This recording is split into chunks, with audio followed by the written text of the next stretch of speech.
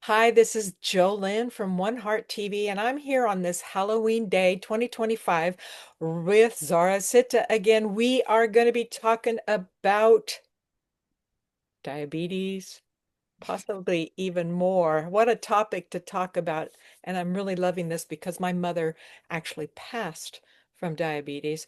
Interesting. So, Zahrah, nice to welcome you back. Thank you. Thanks for having me back. Oh my gosh, I think we've got a loaded gun here today. You piled on some stuff that all ties together, I think, with diabetes, and let's talk about it. What are your thoughts about it? It seems rampant these days.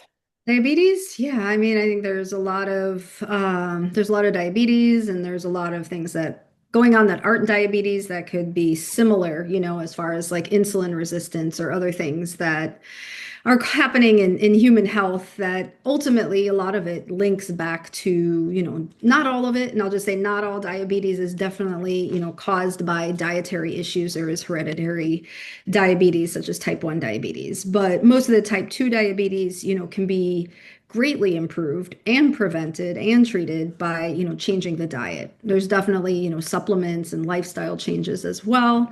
But, an interesting day to talk about it being that it's Halloween, the day when there's probably more candy consumption and candy sales leading up to it, these like very, very classic high sugar things that are going on. And to me, it's a lot more, not just the sugar part of it is really dangerous, but the conventional candies and all of the other things, whether it's the artificial dyes, artificial flavors, petroleum, and various other things that could, lead to problems. But, just looking at that idea of the sugar intake, especially here in the United States, it's pretty big.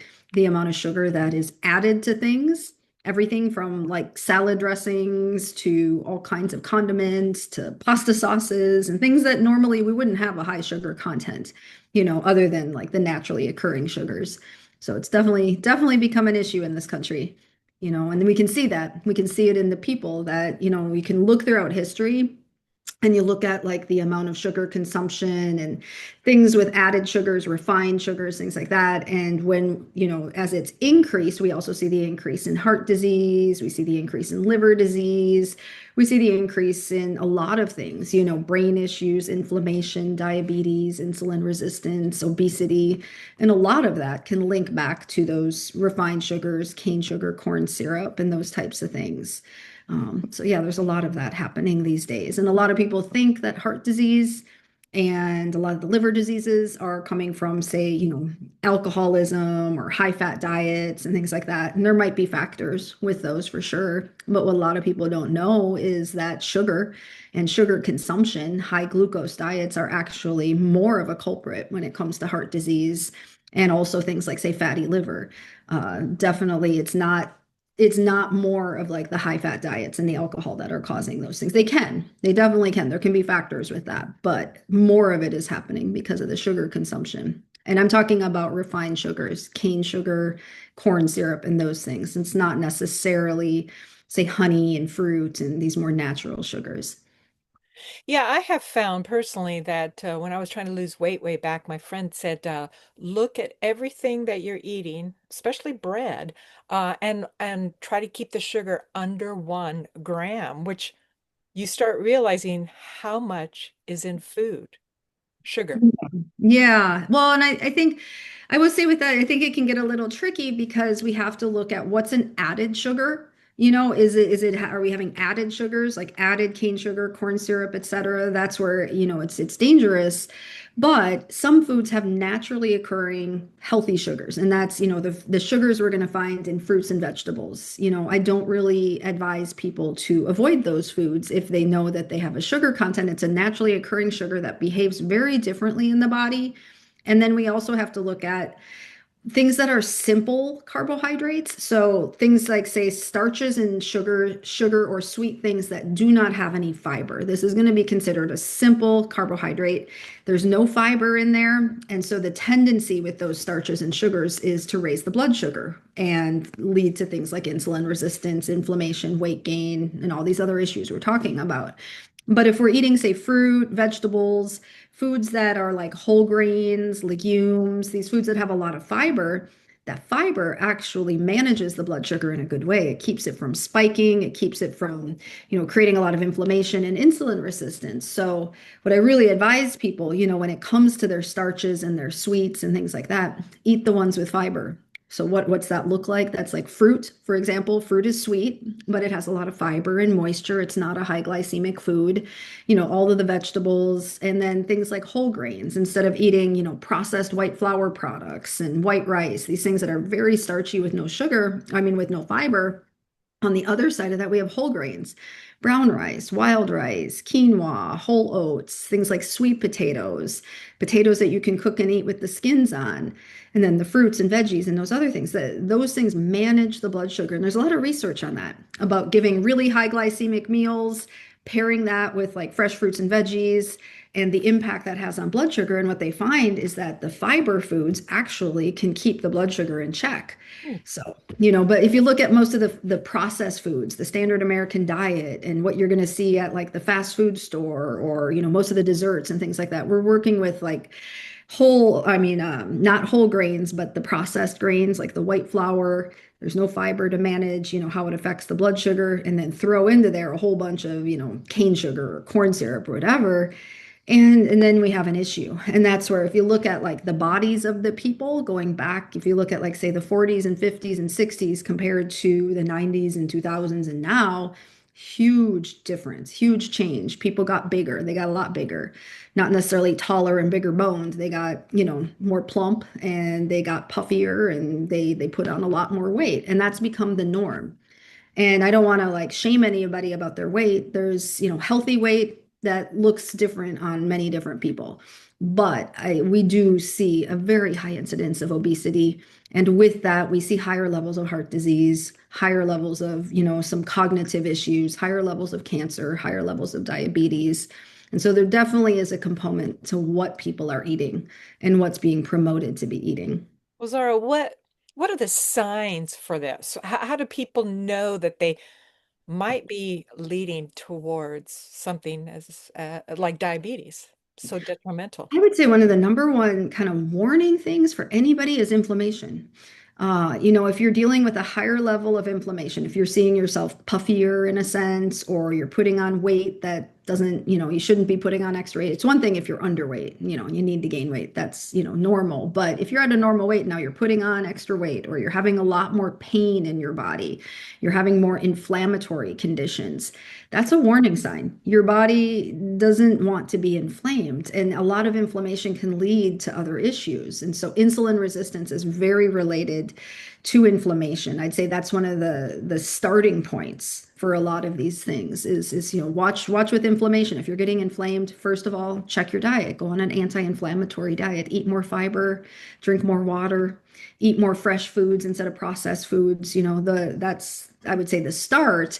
But there's a lot of things. I mean, you can monitor your blood glucose levels to see, are they staying in range? It's real easy to get just a at-home glucose monitor. If you wanted to do that, how's your energy levels? Is your energy okay? Because if it's not, well, what you're eating and maybe some lifestyle choices are interfering with feeling good in your body. And then, other things that might have already developed, to look at that. What kind of health issues are you dealing with? And, how's your brain working? Because a high inflamed body, and a body that's consuming a lot of simple starches and sugars, it tends to decrease brain functioning. There can be more brain fog, problems focusing. A lot of the disorders that have been named and diagnosed over the last, say, 20, 30, 40 years, things like ADHD and ADD. Some of this, there might be like a predisposition in some people to have these things developing for whatever reason, but a lot of it is exasperated and accelerated and amplified by the diet. I've worked with in the field of neurofeedback, where we work with like people's brains, and we work with a lot of these conditions. I can see in the people that change the diet and they go on a more anti-inflammatory, low glycemic diet, a lot of those issues resolve easier and faster. It's a well-known thing with the kids, get them off the artificial colored foods, get them off of the, like cane sugar and corn syrup and the processed foods. their brains start to work better. They can focus better. They're not as fidgety. Their learning disabilities are easier to overcome and treat, and so there's a lot of ways that these things affect the brain too. And so that's another thing to pay attention to. If your brain isn't working well, your body's inflamed, your digestion isn't so great, you have some extra weight, you don't have a lot of energy. The number one thing to do is look at your diet. What are you eating? Are you eating a lot of sugar, a lot of high glucose foods, processed foods? Start eating more of the fresh, healthy foods. Eat more fruits, eat more vegetables, eat more foods with fiber, drink more water, move your body. Those are the antidotes, I think, that at least to start with. Complex issues sometimes need more than that, but definitely the foundation of so many things is going to come back to nutrition. And so, yeah, I did anti-bully programs with One Heart. I was in the schools, and the kids are just wound up. I yeah, would think if they're getting this garbage either in their sack lunches because parents are making their lunches real quick on the go, or yeah. the type of food that it's at schools. I'm not sure if that's changed recently, but I don't I think it's changed a lot. I think it's gotten worse. It's really, worse. I mean, from what I saw, my kids were just still in school not that long ago. Now, they were raised and pretty much homeschooled or alternative schooling, Waldorf schooling and things like that, where it's a very different approach. And, I had a lot of like, work that I did to make sure my kids were eating super, super healthy. And by the time that they were in their teens, they really wanted to have the experience of what other kids are doing as far as public school and all that. And I allowed them to have that experience. Well, I saw pretty quickly what they eat at those schools. It has not gotten any better. It's just super processed, high sugar, things with corn syrup and white flour and who knows what else. I mean, it's worse than even that, the preservatives and all the other things that are in there. And so, we want our kids to do well. We want them to learn well and we want their brains to function well. We want them to be healthy. And yet, if they're in like public schools and even a lot of the private schools, it's not good food. It's really not. It's really processed stuff, and that's hard, to send your kid into that and try to have any control over it, honestly. And so what you do at home, how you feed your child at home, the choices you make when you go to the store, that's where you do have a lot of power. A I lot. know how much it affects the emotions. It does, and the teachers must be going crazy after lunch when the kids are all spun out maybe on this sugar high. I also saw it in the prisons when I was teaching guitar and doing alternative violence project. They do not feed the prisoners Oh well. no. Oh So no, you it's have to remember their brain is just similar to ours, and it's being fed garbage. Mothers are busy. How would you suggest any help for them? They're busy. It's hard. You stayed on top of it, and I'm so proud of that. But not every mother probably can do that. Well, it takes I think they can. I was a very busy mother too. Okay. I was running some big projects, having a business that I ran, raising my children as a single mother because their father died when they were younger. And, I still prioritized health for my children. And so really it comes down to first understanding the importance of that and, really getting to know some of the healthier choices to make. But it's a choice, and I understand budget can be an issue for a lot of parents, but still within your budget, trying to find the healthiest things. And, for parts of my time as a parent, I didn't always have a big budget, but I did things, with what I did the best I could with what I had. And I did some things that, didn't cost a lot. Like I grew some of my own food and I made a lot of things from scratch, and we didn't go really out to eat very often or things like that, which is probably better because most of the restaurants don't have the best, ingredients anyways. And so I was very, very dedicated to making sure that they got, good, healthy food and nothing like processed and artificial or junk foods or high sugar foods or anything like that. So ultimately, I'd say one, it comes to the awareness. So we all need those of us who understand this, helping those who don't, educate them on healthy choices, not shaming them or anything like that, just helping them understand how to make better choices. And then once they understand that, it's just going to be them choosing to do that. I've met with parents who, are trying to find answers regarding their children's health. And one of the first things I always ask them is around their diets. And a lot of the times they want to help their kids with some kind of health issue they have and help them improve, but they've been feeding them, things that aren't good. And a lot of those parents know it. And then they'll say things to me like, but they don't want to eat anything else, or they'll throw a fit every time I try to give them something different, or they won't eat for a whole day if I don't feed them what they want. Well, I'd say you got to understand, you're the one in charge when it comes to those choices. And so if you keep buying the things that aren't good for them and allowing them to basically manipulate you or bully you and to continue giving them that, well, that's on you. You know what I mean? It's not the kid's being a kid. They're testing your limits, your boundaries, they're seeing how far they can go with, what it is they want. But you're the one who, when you go to the grocery store, you get to choose. And I'll tell you what, a kid might throw a fit. They might not eat for a full day. They might go through a period of rebelling around all that. But at some point, they're going to eat. And so if all that you have in the house are healthy choices, well, that's what they're going to choose. And so don't bring the junk home. If you want to go out and have ice cream here and there, go out and have ice cream here and there, but don't always have a tub of ice cream in your freezer, perhaps. Don't bring home the junk foods. Don't feed them the things or buy the things that you don't want them to have.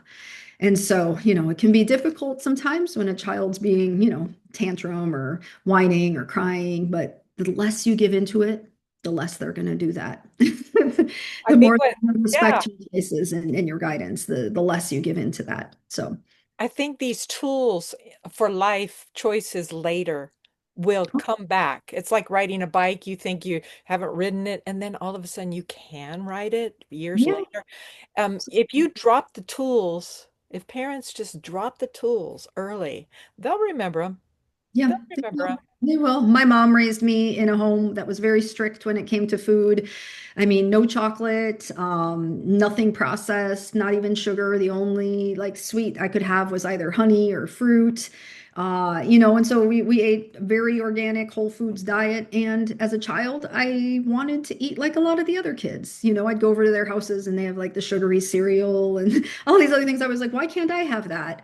Well, that wasn't allowed in my home. And even though I felt, maybe jealous or like my mom's being unfair or she's too strict or this or that, well, look where I am now. Yeah. Here I am talking about the same things and doing a lot of those same things when I raised my kids. So she planted those seeds. I might not have liked it for a number of my years, but it stuck with me and it gave me a good foundation to understand what real health comes from and how that looks and how we can create that in our lives and our children's lives. So great thanks to her. Mom, if you're watching, thank you. Thank you for all the good work that you did raising me when it comes to nutrition and diet and all of that. My mother struggled with the diabetes. She got it with having me and then my two other siblings. But it came back to haunt her later because she liked going out. She didn't want to cook for herself only. Mm. So her demise was that. And it's not pretty. It's No, not a pretty it's way to not. go at all. I took her into my home. The doctors put her on medication. I went to a nutritionist and I discovered in 2001 when I took her into my home to help her that she began to heal. And it was because of food choices. She was starting to get off the medication. That's So wonderful. Yeah. power is in the food. It is. And, there's a lot of things like, say, with even like dementia and Alzheimer's, there's a lot of information in the last year around just kind of new ways of looking at that and thinking about it. And one of the things that has been said is they're looking at it as another form of diabetes. Well, why? Because there's a huge level of insulin resistance and inflammation and, the way the body's managing the blood sugar and things like that, that goes along with the development that a lot of the time goes along with that. Now, there might be, genetic predisposition, there might be other factors, but what we are seeing is that, a high glucose diet and the inflammation that comes from that, the way that it affects the brain is really not good. And so across the board, the brain, the heart, the liver, the way that our body processes things, the inflammatory aspect, the spleen and pancreas, all these things are greatly affected and in not a good way when there's a very high sugar, high glycemic type of diet. And so again, just coming back to eat real food, healthy food, whole foods, meaning that it's like food that's not processed and refined and changed so much from its original form, and so you can still enjoy the sweet flavor. I mean, one thing that I like to do is have some like organic dates on hand. If I really crave something sweet, having like a date, one or two dates usually just wipes it out, you know. And it might be really sweet, but it's not a super high glycemic food, and just like one or two of them can usually satisfy that sweet craving. And we always have like berries and apples and other fruits on hand, and that's usually what I go to if I want something sweet and it satisfies that sweet craving. And if someone has a really consistent, ongoing sweet craving, a lot of the times you just need to go cold turkey. I'll tell you, years ago, in my early 20s, and it was right around the time when I was starting to have a very serious health crisis in my life where my body just kind of went crazy and rebelled against me, and there was a lot of things going on with me.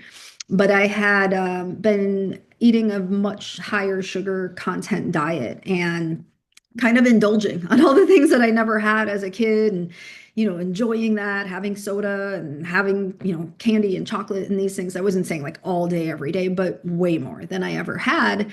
And my body started to rebel. It was one of the things that I would have these strong reactions over time, like really strong reactions. And it got to the point where if I wanted to feel good and heal, I knew I couldn't touch sugar almost in any form.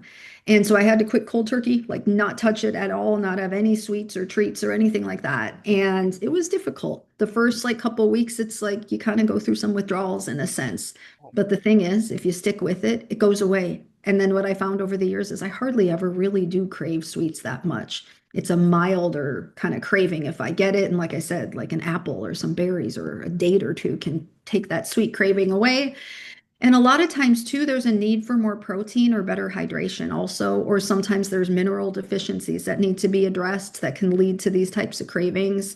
And Mm. there's a lot of supplements and herbs and things like that that we can actually use to help with that, such as, say, chromium, berberine, bitter melon, cinnamon. All of these help lower blood glucose levels when they're high, but they also can address that kind of more consistent, persistent craving that can happen when someone's been, continually using these things. Say with alcoholism, when someone quits alcohol, well, they tend to crave a lot of sugar, a lot of sweets. And so chromium is something that's commonly used to help them decrease those sugar cravings. And then sometimes little spoons of honey to kind of satisfy that and adjust things for them while they're, weaning off of or getting off of the alcohol. So Wow. ways we can work with, nutrition, but we can also work with certain other therapies, supplements, herbs, and things like that as well to help in these situations. I think emotions are so tied to it too, you know. I had a little chart and I wish I still had it. Something said that if you're feeling lonely, eat pasta or something like that because I don't know. And there could be, you know, when you crave salt, when you crave sweets, Yeah. is there an emotional component as well? And it's always good to look within. I'm a Yeah, big proponent. absolutely.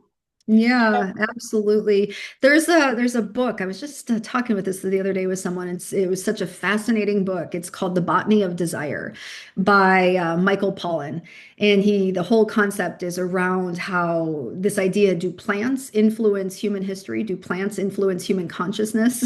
And so each chapter, there's four chapters, and each chapter covers a certain food and kind of like its influence on us. Well, there's a chapter on the apple, and it's all about sweetness and how the power of sweetness affects us on our consciousness, on emotions, culturally. Fascinating. It's very fascinating. But the sweetness that he was focusing on in that chapter, it was interesting of how throughout history the sweet flavor caused certain people to behave certain ways. And so I don't want to give too much away, but it's a really, really fascinating book, and especially that chapter around sweetness and the apples.